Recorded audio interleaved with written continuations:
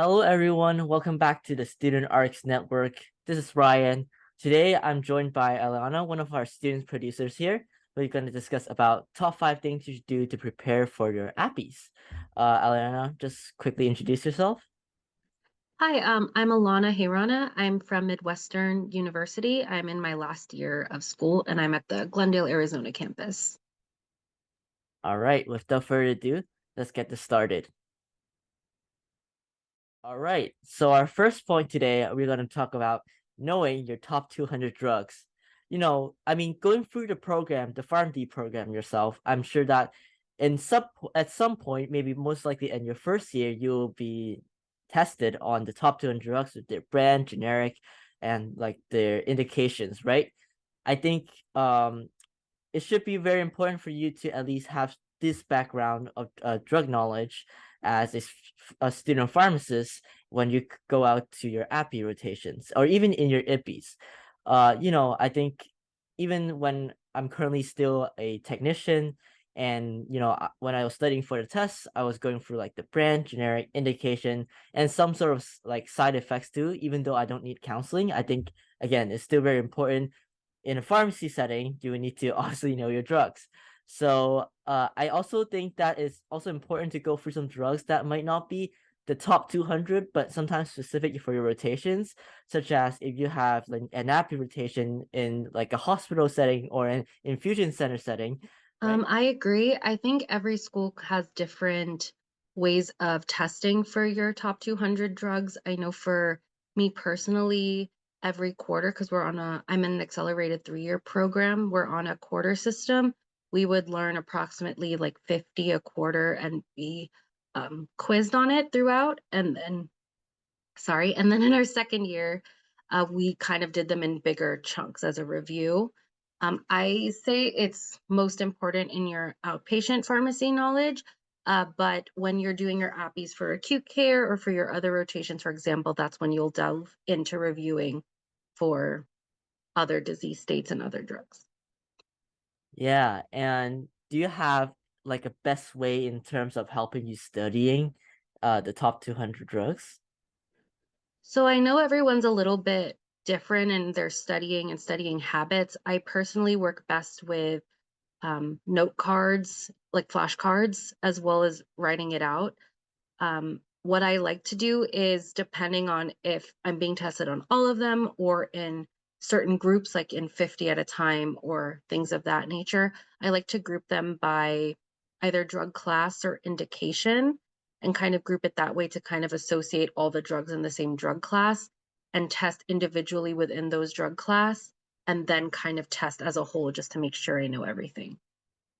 Yeah, I completely agree. I remember when was first studying for the tech license, I didn't know how to study, and I just went through by alphabetical order, which is a really stupid decision, and I didn't memorize anything, like in a month. So I changed my style as well. I made like an online bank, like a database of drugs with their associated like brand name and what their indications for and their class, like in a separate app that I use. So I feel like that's been very helpful. Even if I don't remember anything, it's easy for me to find because it's a database. I can type in like the drug name and then I can see all those notes that I have. So Another important tip in going into your APPEs is to make sure to review. I would say in the year prior to starting your APPEs, if you can start implementing review periods along with your study sessions for your current exams to go back in time and kind of reviews those disease states as you go, you'll be better prepared for your APPEs. And I think that will be really beneficial whenever your preceptor might ask you a question about the disease state that's being focused on in that kind of environment. yeah, I definitely agree. And Alana, do you have any particular like review tips or tricks that you have before like your appies in terms of just looking through the content or anything that you do to help you memorize or understand more of the things that you've learned throughout your classes? I Depending on the program, I think for the most part, the school is structured so that you're focusing on a single disease state at a time. So if you kind of go through it in that similar order and kind of think of it in those groupings, that'll be easier to recall. I personally am a visual learner and also learn better when I'm writing things down. So I sometimes like to retype my notes, but in a different way. So I like making tables. So I would put like the disease state and then put the different um, drugs with different mechanisms and kind of group them by mechanism, for example, and then kind of make a table describing each drug, what they do, and how they relate to the disease state. And then, of course, knowing the pathology and things in general, kind of grouping it that way. So it looks a little bit different when you're reviewing. All right. The third point we're going to go through today is going to be reaching out to your preceptors early. I think it is a very important step because it's your introduction to the preceptor, and emailing your preceptor 2 weeks in advance to see, again, if they have anything they want you to prepare prior to the rotation. And again, it's a form of professionalism, and it shows that you're looking forward to working under them for these couple of weeks during your rotation. It is an important step in terms of leaving a good memory for your preceptors, and it might help you in terms of future job findings. So, any thoughts on that?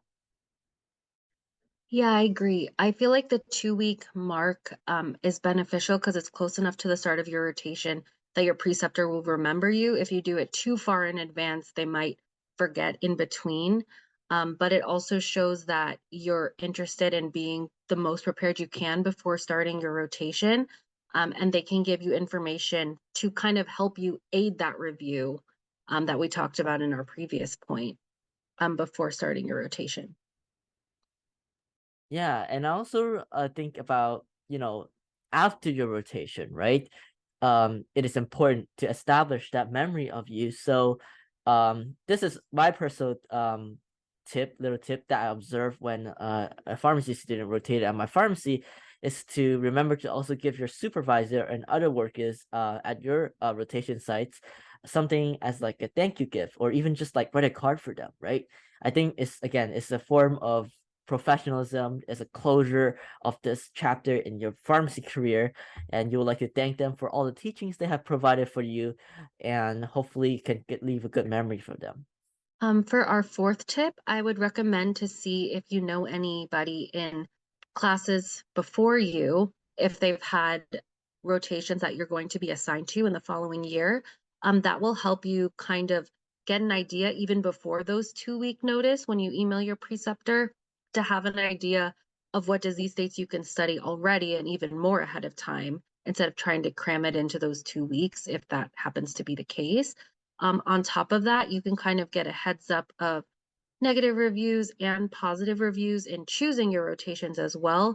Of course, there's different dynamics between different people, and also schools typically will give feedback back to the preceptor, so they may edit and change any of those negative reviews. So don't always go in with a positive mindset because that'll definitely help you have the best experience possible. Yeah, and I definitely agree with that. Just adding on to what your point is that I think even though some rotation sites might have a less positive review overall, I think it's important to go in to have a mindset that you're there for growth. And even if that experience is not good for you, it's still an experience for you. Like you can see different sides of pharmacy, or things that will maybe tell you that, oh, this is not for me, this is actually not suited from what I want to do in the future. And I have experienced it now. I firmly know that this is something that might not fit me well, and I think this is still part of the growth towards a career in pharmacy, and I think it's very important.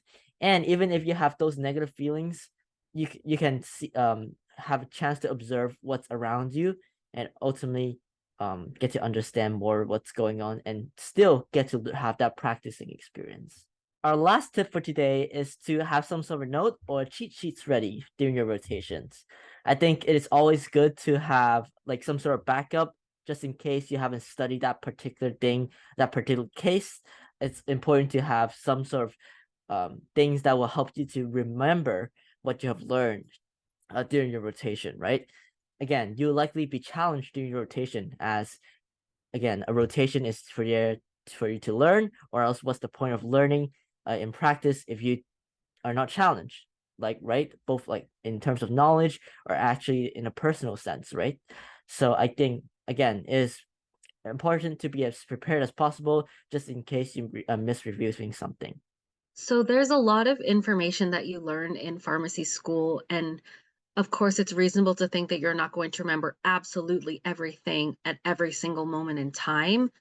So if throughout your pharmacy school experience, if you're keeping all of your notes on an iPad or on your computer or something, if you can, definitely bring that with you to your rotation, just as a reference. So if a preceptor asks you a question, you can say, I don't know, but I will look that up and get back to you.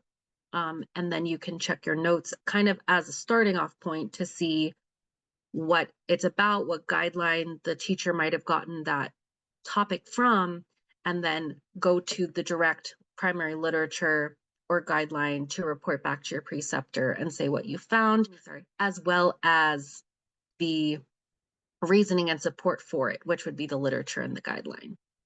So this is our top 5 points we think you should prepare before your APPEs. I hope you have enjoyed this video and get to see two different perspectives of what you should prepare before your advanced rotations, especially having a current P3 student who is currently doing rotations. If you like this video, drop a like and click on the subscribe button if you want to see more content from us.